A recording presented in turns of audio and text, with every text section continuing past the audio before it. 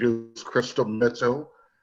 First of all, thank everyone for joining. This is a collaborative effort of a member community-based organization dedicated to the Black business community, both regional as well as on national footprint. Again, my name is Stephen Turner. I'm the managing director of the Slayton Group. We are an employee benefit insurance risk management company. It's my pleasure to introduce our first co-host, moderator, Crystal Mitchell. Good morning, everyone. Glad to have you. Thank you, guys. Hi, Colette. Glad to have you guys again this week. We have a great guest, and I have a phenomenal co-host today. We've come back together. She was in a class of mine years ago. We did a mastermind group. So I am pleased to have Miss Kelly Redmond. At the Urban League. At the Urban League. You know, that's my second home. RBD is my first home, and the Urban League is my second home. So welcome to everyone. This community briefing is to make sure that our community stays informed, and informed by people that are actually sitting at the table and making decisions. Because as you guys know, we're usually the last one to know anything. And when we do start to act, it's already been acted out. And so, you know, we have to stop that. So I want to thank you for participating and supporting us. Thank you for Stephen for bringing all our great guests and co-hosts.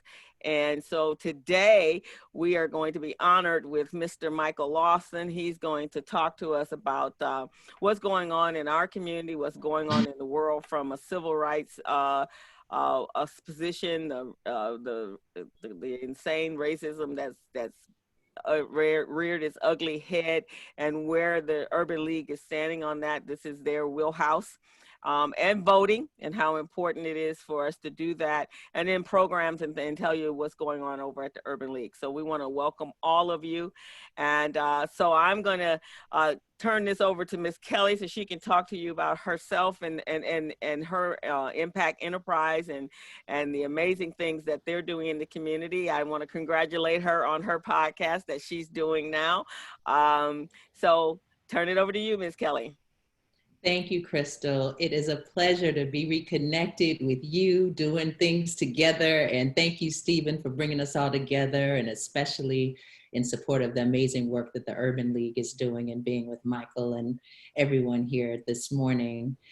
I am originally from Chicago, born and raised, but at the age of 12, when my parents brought me here on my very first visit, I knew that I was supposed to be here. It took a while to figure out why and how to get here, but I moved myself, planned to get a job, and then I ended up launching not only a business, but also a nonprofit, which is what I came to do, to get a job and get the nonprofit. So I am a firm supporter of the small business community, having been an entrepreneur a good half of my life. I come from a family of entrepreneurs. My parents were both entrepreneurs, and my mother was my first business partner in my mid-20s. We had the Innovations Consulting Group, and I expanded the company that was Chicago-based to Atlanta. But when I moved to LA, I launched a sole proprietorship, Impact Enterprises, and recently incorporated as Impact Enterprises Global, Inc.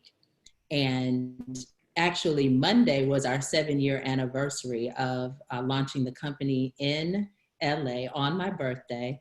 And I also launched Impact Media and Entertainment Coalition.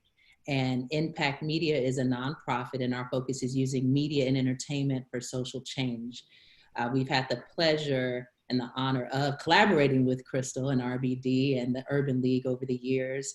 And through my work as a consultant, I've primarily focused in the space of community development, working with a lot of our historic nonprofit organizations and I typically, although work with everybody, but have a true passion for systemic change affecting, the Black community, and have worked and or partnered with most of our historic and legacy Black nonprofits in LA, including Joe, who's here today, and good to see you, among many others. So I'm just excited to be here and a part of, the conversation today. Just in the midst of the pandemic, we launched a live stream series called Impact Media Presents. Had the pleasure of having Michael on one of the first couple shows. And tomorrow will actually be our 30th live stream, and we'll be featuring Dr. Janetta Cole and Janice Mathis of the National Council of Negro Women. And on Tuesday, we had Dr. Bernice King from the King Center. She's the CEO and, of course, you know, daughter of Dr. Martin Luther King and Coretta Scott King.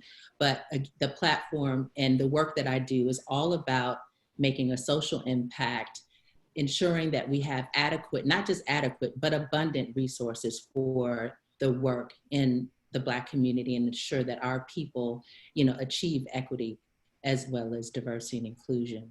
And so that's my primary focus. I work cross-sector, focus on collaboration and collaborating around cross-sector partnerships and strategic partnerships. So very happy to be a part of this discussion today. Thank you. You're welcome. Thank you. Thank you. And I think I've kind of skipped this part. I'm Crystal Mitchell. I'm the co-director of Recycling Black Dollars, and as well as I have a podcast called The Business Zone with Crystal and Gilbert that broadcasts live every Friday afternoon from 3 p.m. Tomorrow, we're excited. We have the legendary family-owned business.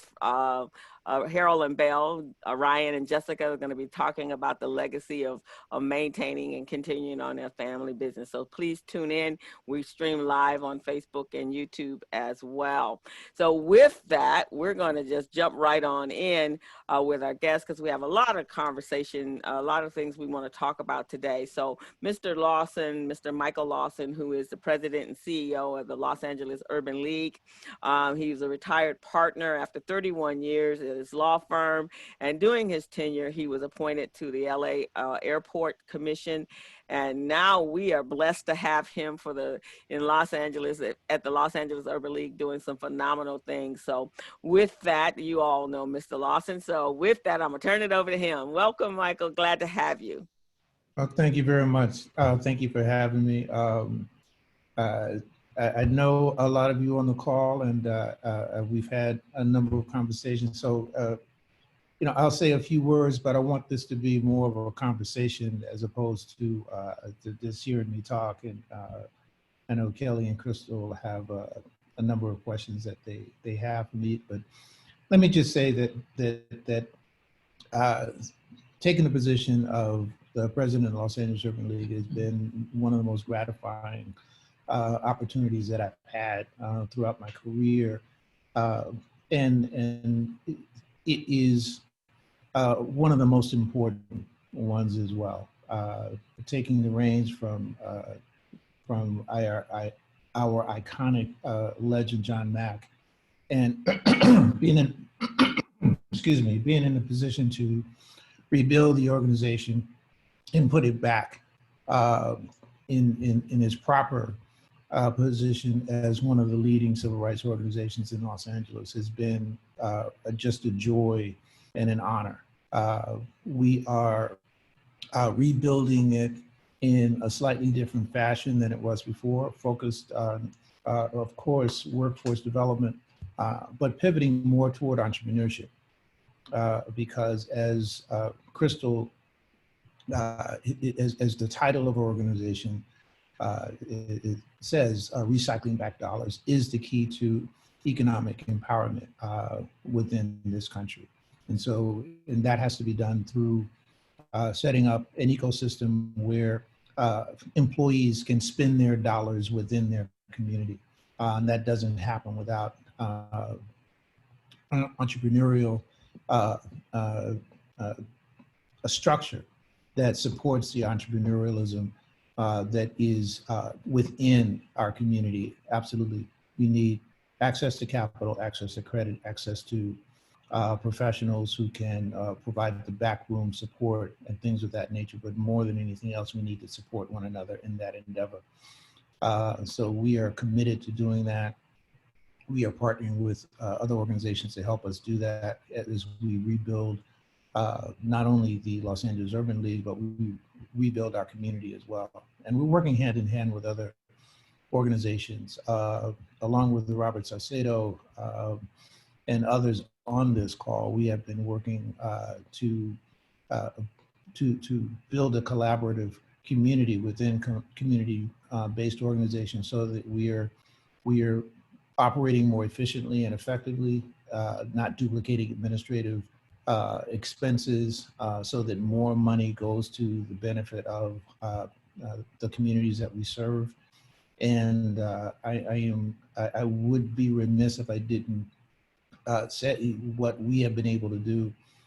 We couldn't have done without the amazing staff that we have. Everybody's punching above their weight, working very hard, working remotely, and putting the Los Angeles Urban League back on the map in terms of our voice and our activities and our actions. And we're proud to take a leading role in moving things along, but it's not just about us, it's about the community that we serve, and what we do, what we look like, what people think of us is irrelevant if we're not getting results. And the people that I see on this Zoom call are key to us finding that success. And in the midst of some of the most horrific times that we've seen, you look at Kenosha, Wisconsin, and the police there giving coffee to a vigilante with a rifle, shooting 2 people. This is what we're up against. And make no mistake, this is not new. This is who they are. They have been emboldened by the president and his administration to come out into the open, but this is not new. So I just want to admonish the younger generation that says it's never been this bad. Oh, it has been this bad. It's been worse. Our people who came before us have fought and died to get us to this point. There is still a long way to go, but I don't want to diminish the sacrifice of those who came before us. But we still have a lot of work to do. And a big part of that work is voting this year, filling out the census and voting. I was watching an interview a couple of days ago, and you know how the news stations do, they try to pit Black people of different mindsets against one another on television, and there was this young brother. I could tell that he was very passionate, but he said something that is very troublesome. He said, "I'm not going to vote. I'm just going to protest." And I wanted to say to that young brother, it's not either or, it's both and. We have to fight, and we have to be in the streets, and we have to do it in a way that lifts up our community, but we have to vote. You may not think that one candidate, you know, trying to protect my C3 status, one candidate is not, that neither candidate says and does exactly what you want, but we have to vote for the one we know will listen to us, and where we will have some ability to move the needle through their offices. The person that we have in the office right now, it doesn't even care. So with that, I will, on that bright note,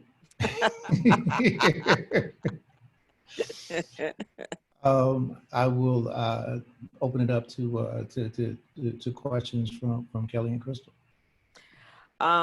Kelly, I'll take the first one, and then after that we can kind of. So as the Urban League celebrates its 100-year anniversary, what do you foresee in the next 10 years for the organization? And how about what's the Black community, and how you envision what we may look like 10 years from now or 2 years from now? Thank you for that question. My dream is that we rebuild Greenwood in Los Angeles, that we turn South Los Angeles into an oasis of economic growth through building the entrepreneurship base that we've been talking about, and where we have access to credit and access to capital because we're investing in our own banks, because we are investing in we have our own investment funds, and we and we're investing in our schools, to dig a little deeper on your 10-year timeline. One of the things that we're going to have to do right away is figure out a way to recover from this pandemic with respect to our students. So many of our kids didn't have access to the internet, and if they did have access to the internet, didn't have the equipment necessary to access it properly, didn't have the adult supervision available to discipline them to focus on the online learning, because a lot of the parents are essential workers and weren't home. So we have this gap, and if we don't act quickly and consistently, that gap is going to follow these kids all the way through their next 12 years of school. We have to make that up. So one of the things we're talking about at the Urban League is setting up kind of a Saturday school, and asking for volunteers to come in and help to make up that gap. If we were talking about a football or a basketball training program, nobody would have a problem spending their Saturdays. That's what we got to do over the next 12 years, is spend our Saturdays making up this gap. And not only making up this gap, I want us to exceed beyond where we are today. Not third graders reading at third grade level, third graders reading at fifth grade level. We want to excel, because we excel at everything we try to do. There's no question about it. And so let's just focus on this. But that is where we are 10 years from now will depend upon what we do today with our students, along with the other things that we've been talking about. So yes, we're going to rebuild Greenwood in Los Angeles. Awesome. I love it. I love it. And Saturday school works. I think, when we look at other cultures, they have Saturday school, and Saturday school is to teach their children about their culture. And I think that's really lacking with our children. They don't know who they are. That young man made that comment to you, or yet you saw about the protests, is because he doesn't understand or know the history. He knows bits and pieces of his history, but he doesn't know his history from the continent to the journey here. And so I think that's extremely important, is empowering. There are many of us, even on this call, that don't know all our history and all of the accomplishments that we made. So Saturday school might need to be include some of our Black adults too. Because I think that's important. All right. Crystal. Yes. Crystal, I want to just follow up on one comment Michael made, which was an observation that he had regarding the cup of coffee to a vigilante.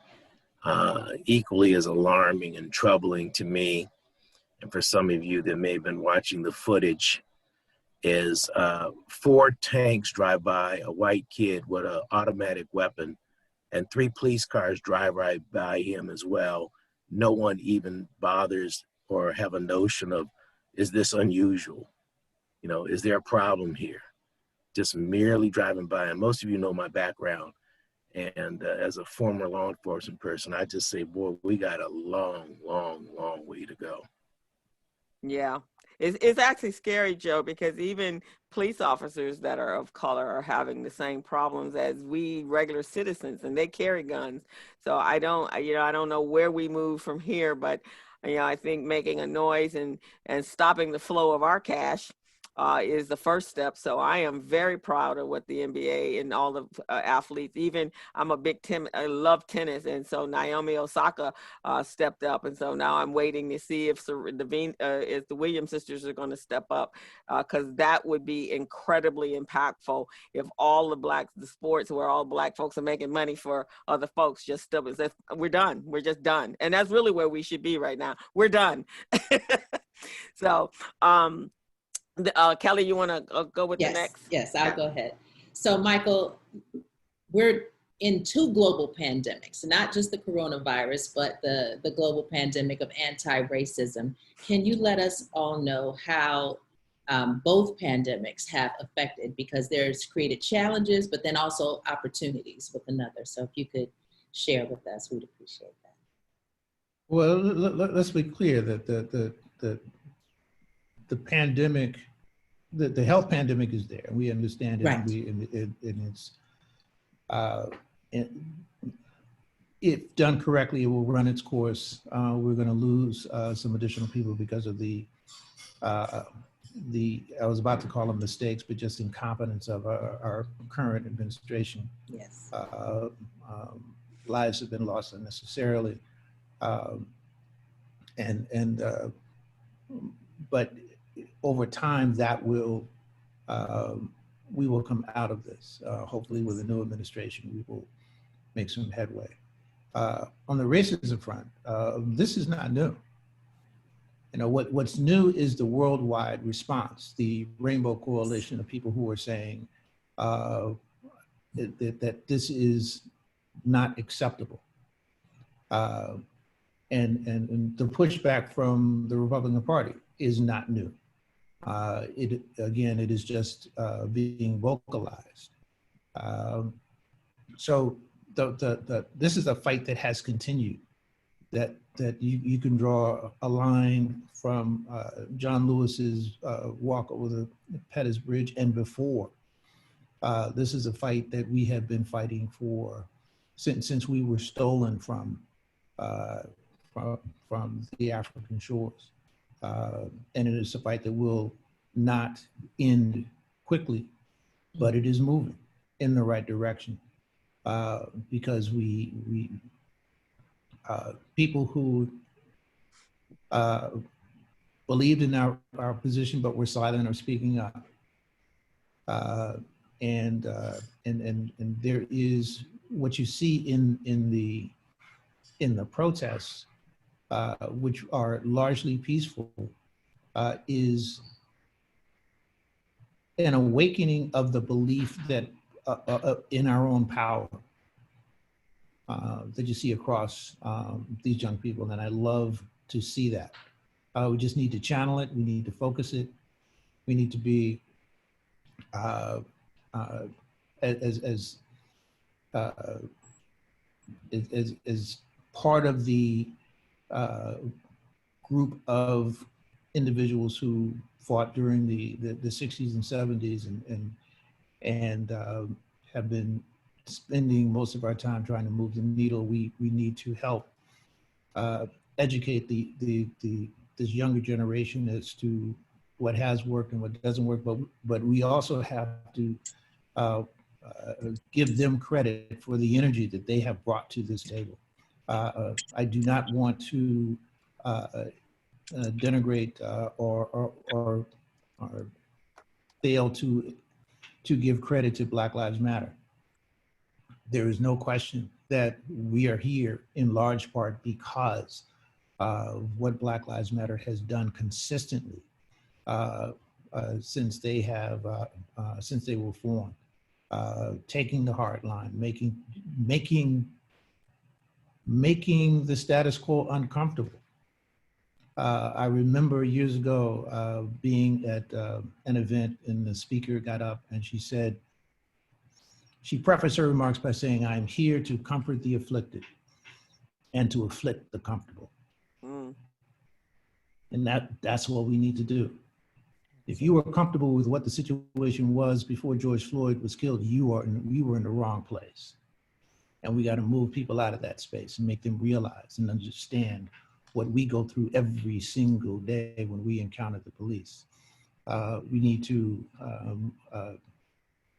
make sure that the police department are diversified, and not just with people of color, but people of color who understand what their role is. We have to change the way policing is. Joe and I are on a panel working with LAPD, and we are. Is not just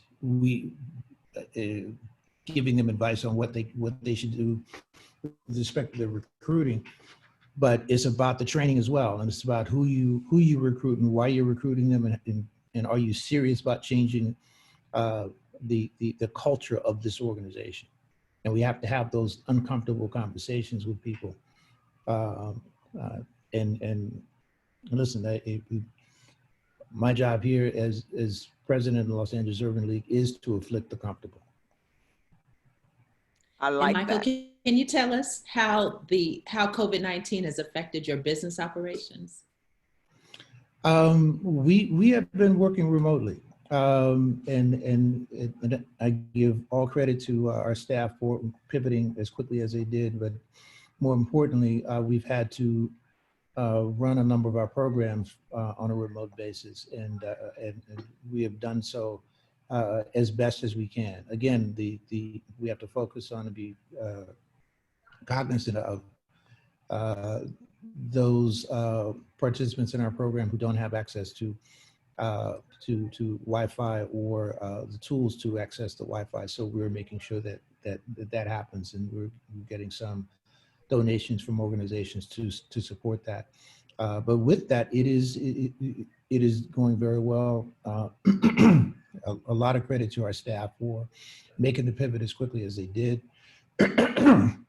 Excuse me. The results are very well. Some of the training is over Zoom, and we are continuing to address the needs of the community. But we have also have additional roles to play in passing out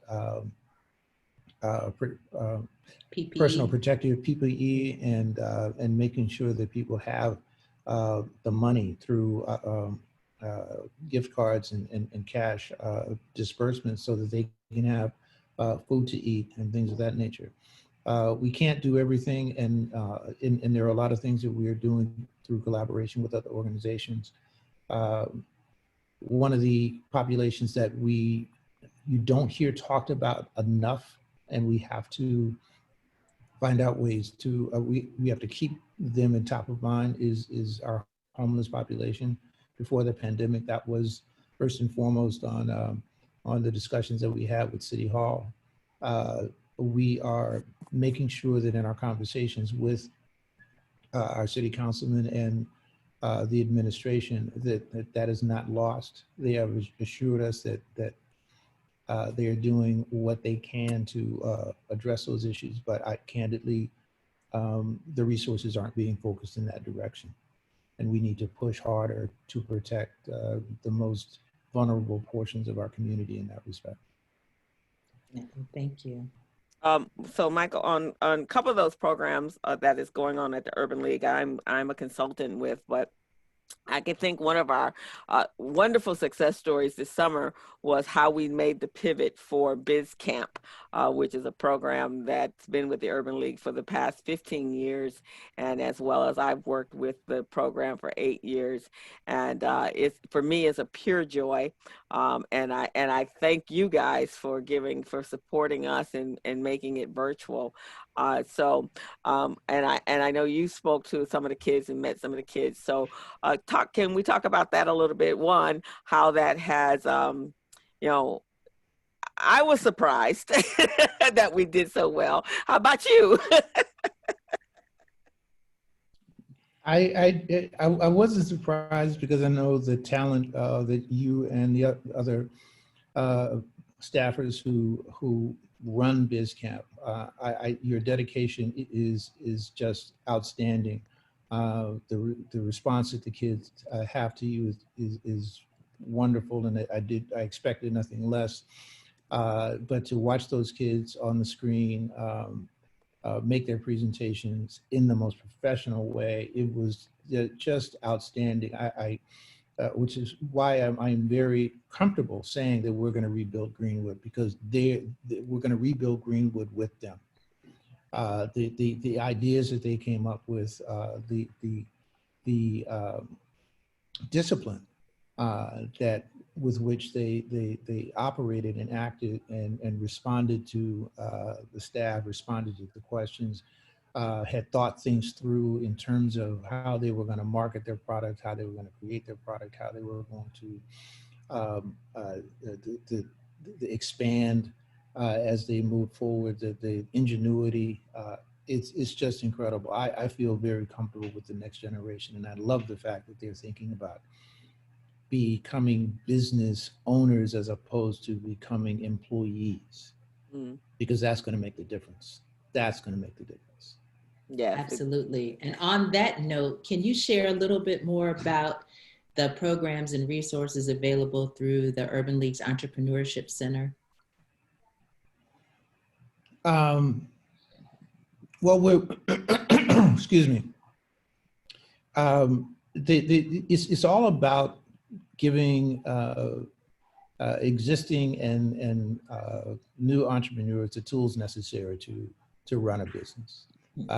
And to seek out customers, to seek out clients. It's not just retail customers. There's a huge market in being a supplier to a larger business, and a lot of focus is coming to that. But the key still is access to credit and capital, and one of the things that we try to teach in these programs is that it is not about whether you can check a box or not, or can't check a particular box on the application. It's about your relationship with the institutions that have the available credit and capital, and so we're and understand that is one of the factors that is it's something. What I just spoke about is not something that is just found in an individual in our community. It is a mindset that has held back our community in general, and so we have to change that. And I understand why it happened. I understand the concept, but we have to change that 100%. So, because the fact of the matter is,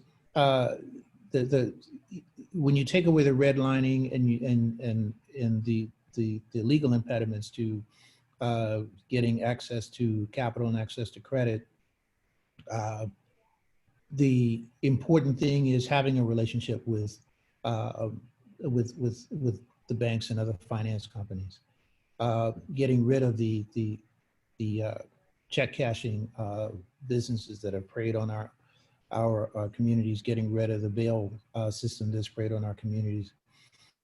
But the relationship with the financial institutions is key.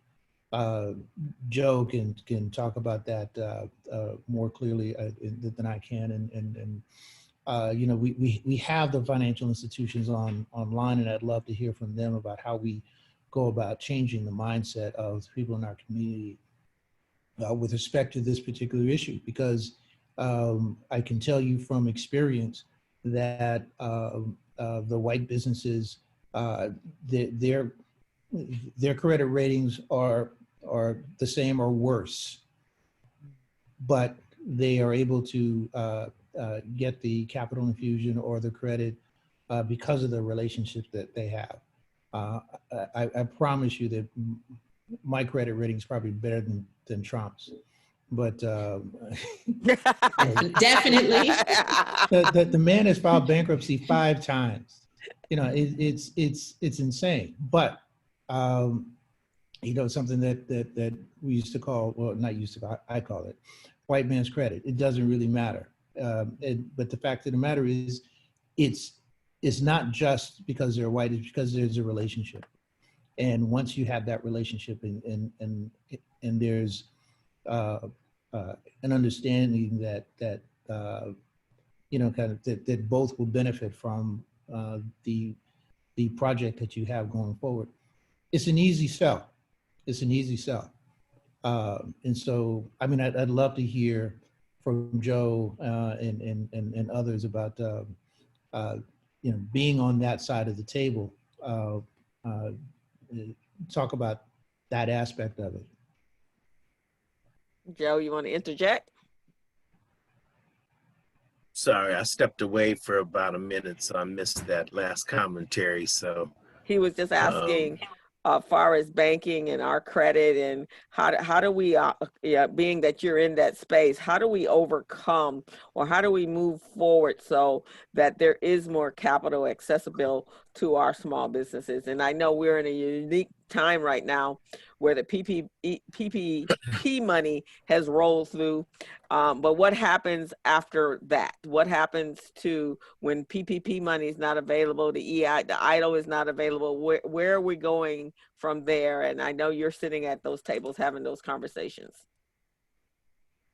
And I was just saying, Joe, Yeah. that a big part of it that we need to understand is beyond being able to fill out the forms, there's got to be a relationship.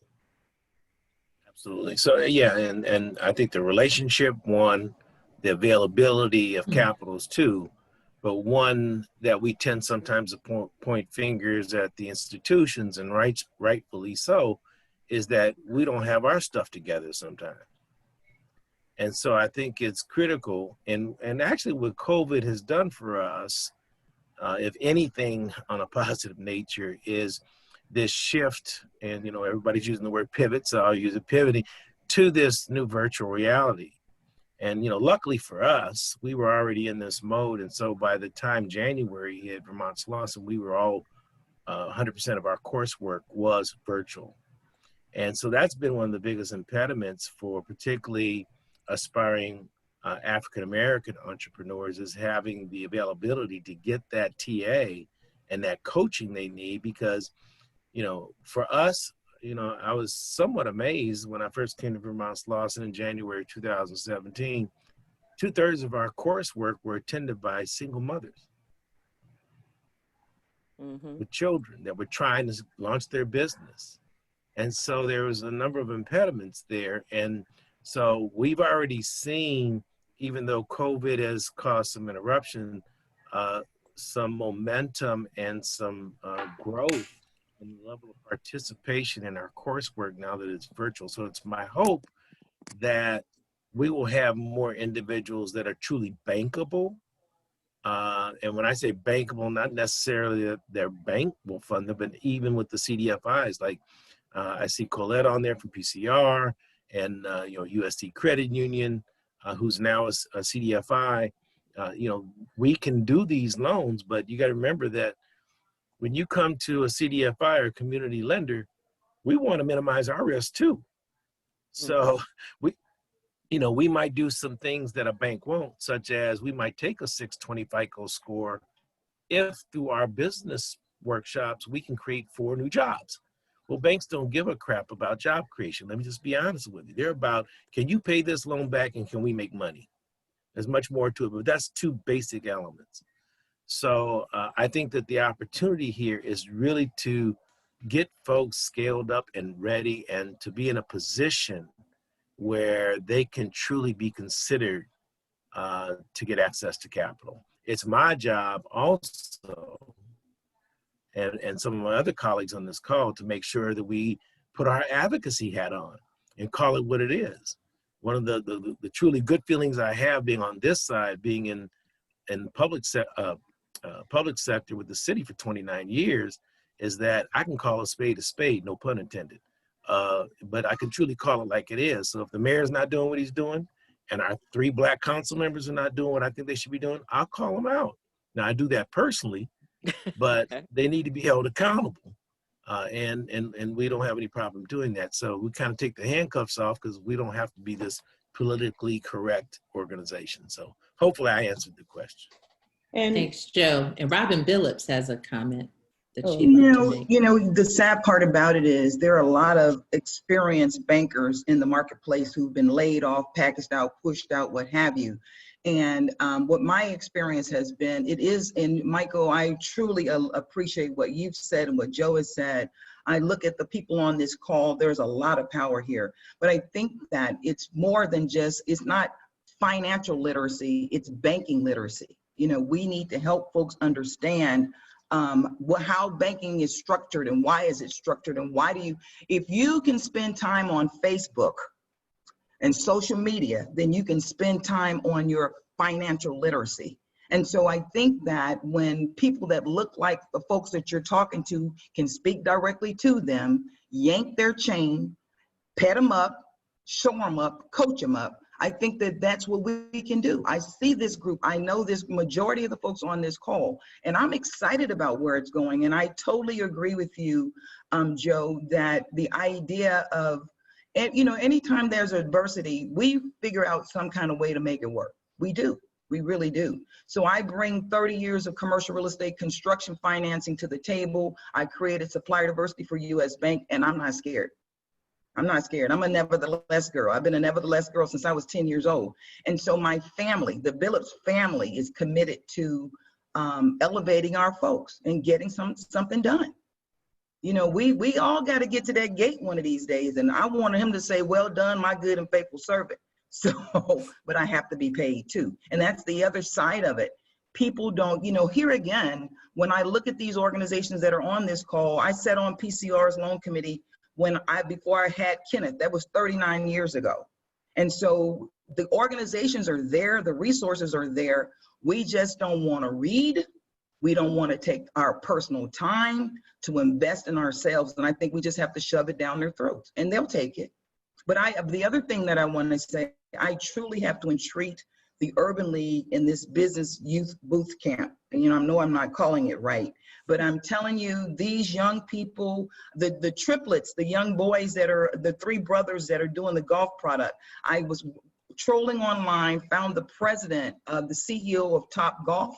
I sent them a note and told them to send him a note, because think about it, 3 African-American males, trio of triplets from South Central Los Angeles creating golf apparel at an affordable price.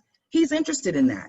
He's interested in that. They have compliance pieces that they have to meet. We have to shove the thing when it comes to this compliance where, you know, these set-asides, what have you, the opportunities are there, but we have to be ready for the opportunity. So again, thanks for the opportunity to speak, but I'm excited about where this is going. I always see bad times always bring out the best in us. It really does. Thank you. Thank you, Ms. Robin. Paulette, you wanted to speak? Yeah, I just had one other thing. I completely agree. And Michael, it's nice to see you on the call. You're putting up a good fight, and so we appreciate that.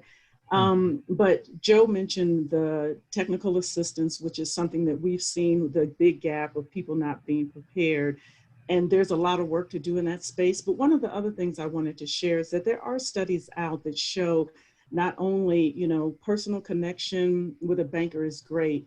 However, we are finding, and there are studies that are showing that there is a gap in how we are treated. So the same thing that you mentioned, whether it's the protesters with the guns, how a white audience is treated differently. So part of it is some of the work that we need to do, but also I think that our bankers need to understand that there is subtle differences in the information that we're given the requests that are made of us. The information going back and forth is different, and it is not the same, and it is more favorable to the white community than the Black and brown community. So I do think that that's another issue. So yes, we could do all the right things, get all of our financials together, have everything ready, and still go in and not be treated properly or equitably when we go in to look for a loan. So I just wanted to share that that different treatment is something else that needs to be added, and an area where, you know, the bankers need to know that that is not appropriate. So just because I know you, are you still treating me as well as you treat the other people? And so I would add that to the checklist of capital issues. Oh, absolutely. Can I make an announcement? Crystal? Yes. Okay, I want to go back to, thank you. Good morning, everybody. Good to see everybody. I want to talk about this children's education and Sunday, Saturday school. I am mounting a presentation that I did for the bicentennial in 1976 called Red, White, and Blues. And what it's designed to do is teach young children what our history is from Africa to today and the contributions that the African American has made to the world. So I will be putting that together and making it available, getting out the information, and I will be looking forward to sharing this information at any point with our youngsters, because they are our future and they need to be proud of where they came from and some of the things they've done. They may not be aware that they had made enormous contributions, science, medicine, law, arithmetic, all through history. We've been there, we led the way, and they need to know that they are part of all of that. And I'm looking forward to assisting any of you and being able to allow myself available to carry this out. Red, White, and Blues, Rise Up. That's the name.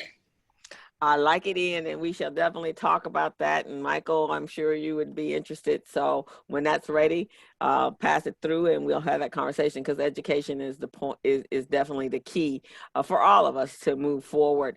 Michael, there was a question that was asked on what are the top 5 programs that the Urban League, let me see what the question actually is. Hold on one second. The top 5 action items the Urban League is looking to do in the next 12 months, and also the programs that are going on at the Urban League currently, post COVID and pre-COVID, pre and post.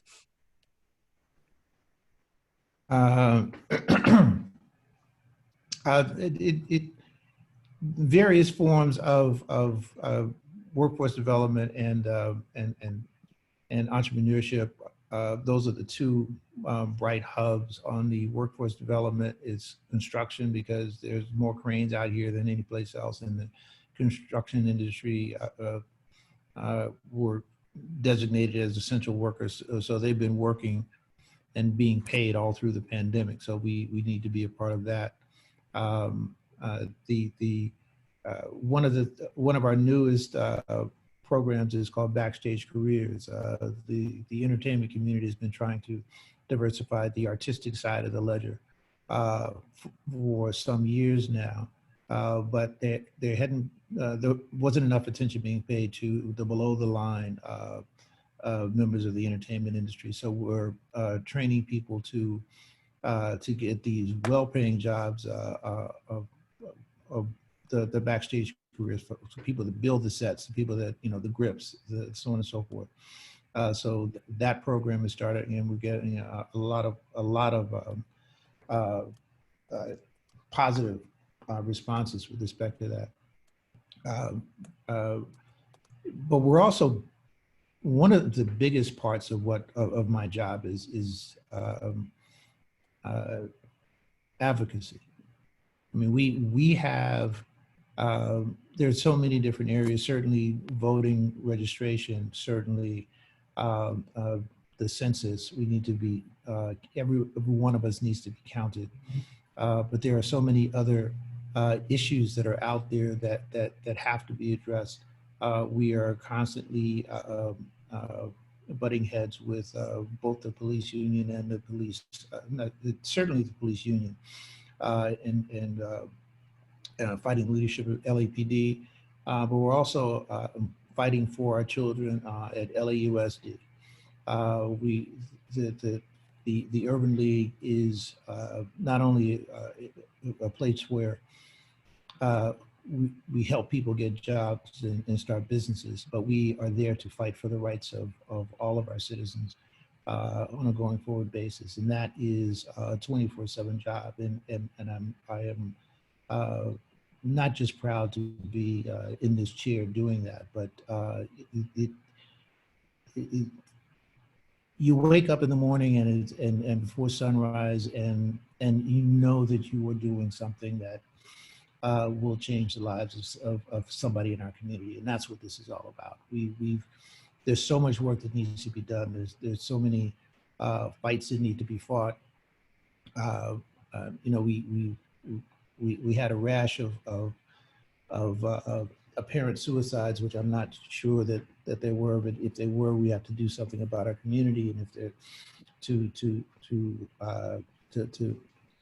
address the issues that create that, and we have to make sure that our people are safe and healthy and are moving to the next level.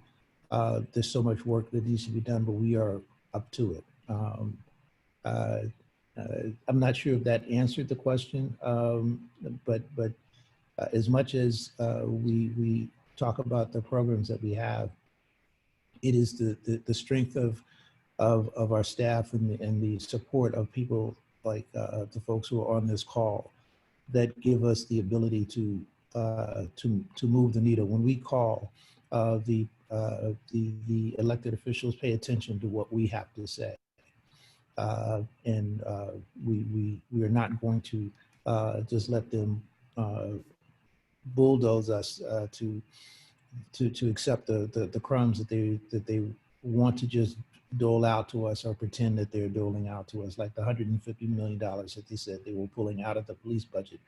It was money that wasn't even in the police budget that they're claiming to that effect. But we understand this, we know this, we're not gonna back down, and we're gonna keep pushing forward. We're standing on the shoulders of giants, John Lewis among them, and we owe it to them to keep the fight moving. All right, thank you. Michael. I'm sorry, go ahead, Kelly. No, you go ahead, Crystal, then I'll go to the next. Thank you so much, Michael. There's a couple of people that want to, before we have about 5 minutes, so before we end, we so appreciate and anything that we can do to help anyone in our community, any of the CBOs in our community, just reach out to us, and we're here for you and for Vermont Slauson and all the other organizations that are on here. I think it's very important that we come together as a coalition and move our needle for so that our people will thrive. Joe, you had a couple of comments you wanted to make, and then from there, Colette, I don't know if you still had anything else to indicate you would like to say, and Selma has a comment, and then that should bring us wrapped around. There's quite a few other comments, and we will continue on till next week with the rest of all the comments, but there's talks about reparations and mergers, which I hadn't known about, Broadway Federal and City First Bank. That'll be interesting. Oh yeah, I did see that. So Joe, was there anything else that you wanted to talk about? You wanted to add? Joe Razan, is he still here? I'll make it, yeah. Okay. I'll make it real fast. And just on a personal note, Vermont Slauson is seeking 2 executive positions, one a fund development officer, as well as a director of loan services. So it's posted on our website and on our social media platform. So if you have anybody you think that may be interested, please take a look at our website. Okay, that was it. All right, Colette, did you have any more that you want to add? Yeah, just a couple of things. I just wanted to make sure that we've been hearing some confusion about the EIDL loan in our community, that for the emergency disaster loan, that people in our community are kind of distrusting. They don't really understand that the rates are really high. So we did a comparison basically of the EIDL and a typical SBA loan. It is a really, really good program for our community. The rate is really low. The terms are 30 years if you need them. There's a deferment. No other lenders really give you deferments on payment. There's no collateral required under $25,000, and there's no personal guarantee. There's no processing fee. There are all these things. And so when we compared those 2 loans, if you had $150,000, your monthly pay or your monthly loan payment would be about $700 with the EIDL versus about $2,300 with a typical SBA loan. And so I want our community to make sure that we take advantage of this opportunity. It is not bank-based, it's federal government-based. There's some things to do it well so that you can apply and hopefully get money. We're helping people with reconsideration, but I just wanted to share that it is a good program, and I don't want people to be afraid of it. And if they are, to get some help to walk through it and how it might be able to help their business. So that was one. Then also the LA COVID Recovery Fund, for those that are not aware, the next period for application is August. So 8/31 is the next date. So that's August 31st, and that's the LA COVID Fund. So you're going to start those applications on Monday for that entire week. Once you apply this time for that fund, you do not have to apply again. And there's significant new money that is coming to that program. It started out as a $3 million program. It is now in the multi-million dollars that has been applied to make this a bigger grant. So all you have to do is apply once. It's a lottery system, and they've added a new category actually that is called the medium-sized business, and that will be up to $25,000 versus the other ones are $5,000 and $15,000. So that's a $25,000 grant. So if you need help with that or need information, please let me know, and I'll drop that into the grant. And then one last thing, there is a Facebook grant for Black businesses. I'm going to drop that in. That application is due on the 31st of August. And so, and it is for Black businesses. There's a focus Facebook has put on Black businesses. We just became aware of this grant. Again, grant means you do not have to pay it back.